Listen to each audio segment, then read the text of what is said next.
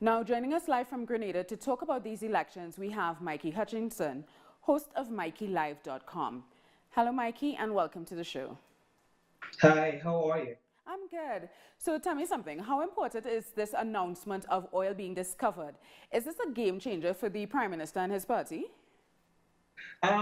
Game changer in the context of the election, I'm not too sure. It's a very interesting timing of that announcement. One would argue that it was strategically announced on the just on the eve of the election. Not too sure how that's going to, if at all, it's going to translate into votes. But it's a big deal. There have been a lot of speculations before that gas and oil was found in our waters. That was ignored by the Prime Minister for a while, and they stated that they needed to be sure. And so the announcement was made last night. In terms of, as I said, translating into votes, I am not too sure. So, Mikey, what are some of the main issues in this election for both parties? I think one of the issues is healthcare. We have been trying for many years to reduce on the amount of deaths that we've been having with regards to babies, stillbirths, and so on. And we've been trying a lot on that. Persons going into the general hospital and not having,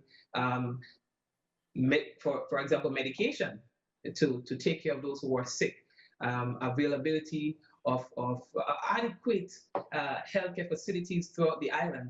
That has been a challenge for many governments, not just this current one, but for those in the past. And so many are looking forward to seeing that at least we place a lot of attention on healthcare. So I know that for both parties, they have been talking about somehow improving our healthcare situation here. Whether or not we're going to see that very soon, that's left to be seen. And what are the opposition's chances in this election that's happening tomorrow? How do they have a viable chance of getting making any significant inroads or even taking away the prime ministerialship from Dr. Keith Mitchell?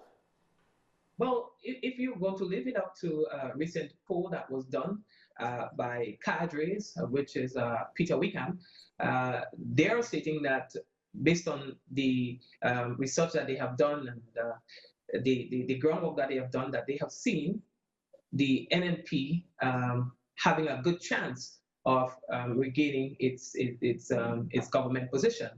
But if you leave that up to the NDC themselves, they don't see that way, and their supporters don't see that way as well. One has to admit that in the past 2 weeks, the National Democratic Congress have gained significant momentum with their campaign, particularly their social media campaign. They have been doing really good with that.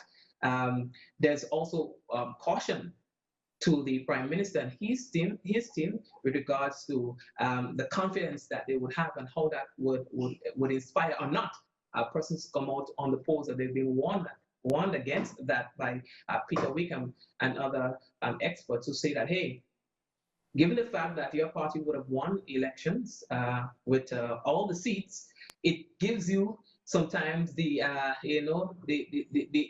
unrealistic expectation that, hey, I could do this again, and probably you would not push as hard as you need to, and even you will not get your people to come out as they should. So you should not be too complacent. And whether or not they have been complacent, I don't know. Some are saying that they have put up a really good fight and they stand a really good chance of getting all 15 seats again. If you ask me, I'm not sure about that. Well, let me ask you something, because you just mentioned Peter Wickham from Cadres. We actually are going to be talking to Peter Wickham tomorrow to assess the election, but that is official polling. What are people on the ground telling you? Like, what are your neighbors saying about Dr. Mitchell's chances? What are your neighbors saying about Nassim Burke's chances tomorrow? Okay. So here's this. You get a sense that both parties stand a really good chance based on what is being said on the ground. If the same questions were asked probably a month ago, more people were saying the NNP stands a really good chance. It's a non-contest.